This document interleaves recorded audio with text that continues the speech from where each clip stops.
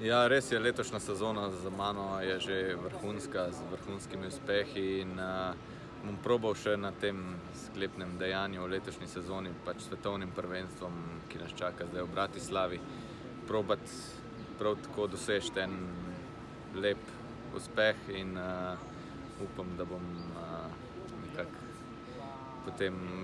še bolj vesel lahko zaključil letošnjo sezono. Ja, proga mi zelo ustreza, sicer so jo zdaj še dodatno obnovili, spremenili, tako da je še malenkost bolj divja voda in to meni ustreza, take pač bolj divje proge. Tako da jaz upam, da se mi tudi tokrat izide lepo z nekimi lepimi vožnjami, čistimi in kot pravim, upam, da se bom lahko na koncu res veselil lepega zaključka letošnje sezone, čeprav je že res vrhunska sezona za mano z takšnimi uspehi. Pač